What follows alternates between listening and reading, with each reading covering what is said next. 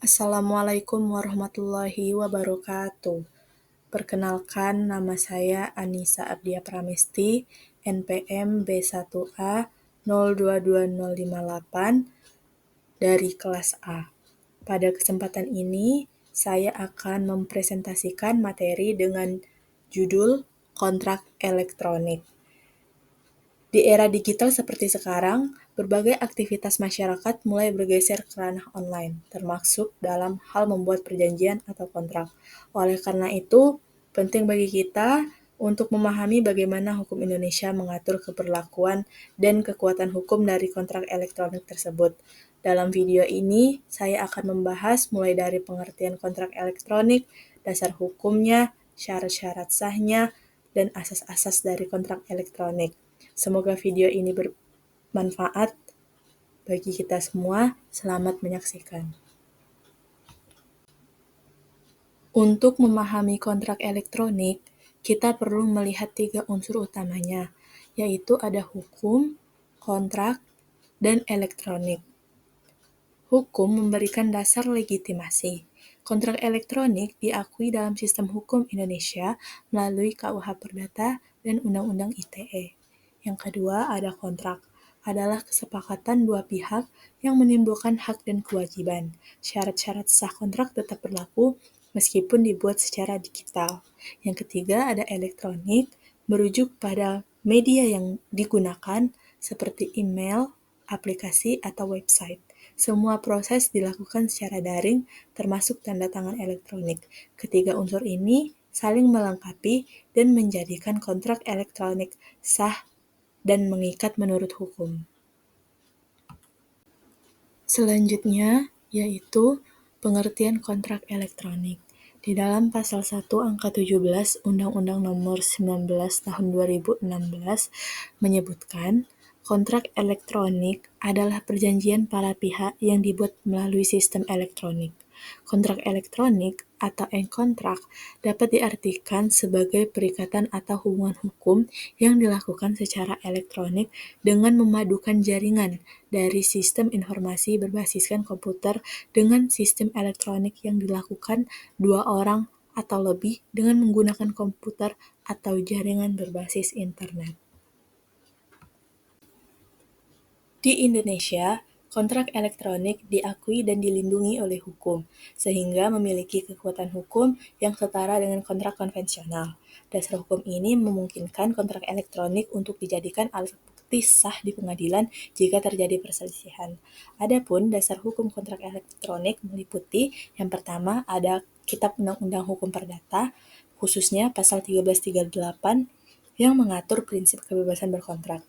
Berdasarkan asas ini, setiap orang berhak membuat perjanjian dengan syarat-syarat yang telah disepakati bersama. Yang kedua ada Undang-Undang Informasi dan Transaksi Elektronik atau kita sebut UU ITE. Undang-Undang ITE memberikan definisi dan pengakuan terhadap kontrak elektronik sebagai perjanjian yang dibuat melalui sistem elektronik, seperti email atau platform digital lainnya. Kemudian yang ketiga ada Peraturan Pemerintah Nomor 71 Tahun 2019, yaitu mengatur penyelenggaraan sistem dan transaksi elektronik serta menggariskan syarat-syarat sah bagi kontrak elektronik. Syarat-syarat sahnya suatu kontrak berdasarkan pasal 1320 BW. Yang pertama yaitu adanya kesepakatan pihak-pihak yang berkontrak. Yang kedua, pihak-pihak berkontrak memiliki kapasitas atau kewenangan hukum. Yang ketiga, objek kontrak yang disepakati jelas. Dan yang keempat, kausa kontrak halal. Kemudian, syarat-syarat sahnya suatu kontrak menurut Michael Gisler Katarina, yang pertama yaitu identitas para pihak harus jelas. Yang kedua, harus jelas tentang subjek kontrak atau objek kontrak. Dan yang ketiga, harus jelas tentang waktu pelaksanaan kontrak. Yang keempat, harus ditandatangani oleh para pihak. Yang kelima, tanda tangan disertai tanggal yang tujuannya adalah untuk menentukan dimulai dan berakhirnya kontrak. Yang keenam, tidak diperkenankan untuk mengubah isi atau kontrak yang telah ditandatangani. Selanjutnya yaitu asas-asas hukum kontrak elektronik. Yang pertama, asas kebebasan berkontrak. Asas kebebasan berkontrak tercantum dalam pasal 1338 ayat 1 KUH Perdata yang berbunyi, semua perjanjian yang dibuat secara sah berlaku sebagai undang-undang bagi mereka yang membuatnya. Yang kedua, ada asas konsensualisme, merupakan asas yang menyatakan bahwa perjanjian pada umumnya tidak diadakan secara formal, tetapi cukup dengan adanya kesepakatan kedua belah pihak. Yang ketiga, ada asas pacta sunt servanda atau juga disebut dengan asas kepastian hukum. Asas ini tercantum dalam pasal 1338 ayat 1 KUH Perdata yang berbunyi, perjanjian yang dibuat secara sah berlaku sebagai undang-undang. Selanjutnya yaitu asas itikat baik. Asas itikat baik yaitu di mana para pihak, yaitu pihak kreditur dan debitur, harus melaksanakan substansi kontrak berdasarkan kepercayaan atau keyakinan yang teguh atau kemauan baik dari para pihak. Selanjutnya yaitu asas kepribadian, merupakan asas yang menentukan bahwa seseorang yang akan melakukan dan atau membuat kontrak hanya untuk kepentingan perseorang saja. Hal ini dapat dilihat di dalam pasal 1315 dan pasal 1340 KUH Perdata.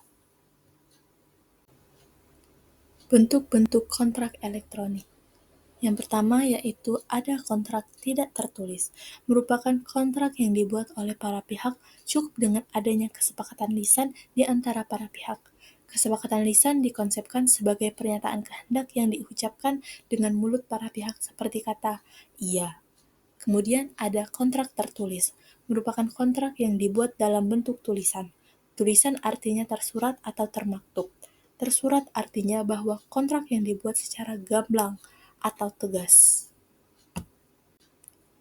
Kemudian ada hak dan kewajiban antara penjual dengan pembeli secara elektronik. Ada dua kewajiban utama penjual yang meliputi yang pertama yaitu menyatakan dengan tegas tentang perjanjian jual beli tersebut. Yang kedua, menyerahkan barangnya dan menanggungnya.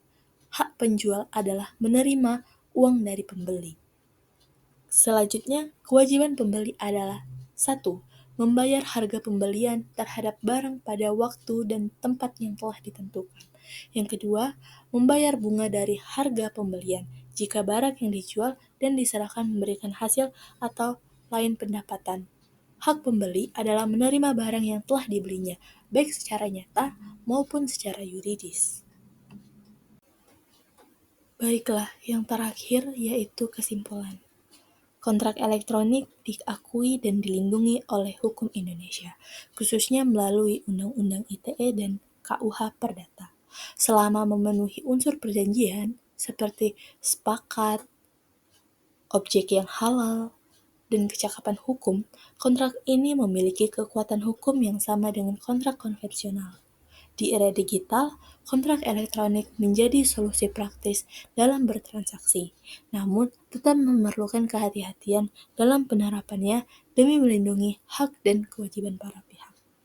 Sekian, itulah video dari saya. Apabila salah kata saya mohon maaf, kepada Allah saya mohon ampun. Wabillahi taufiq wal hidayah. Wassalamualaikum warahmatullahi wabarakatuh.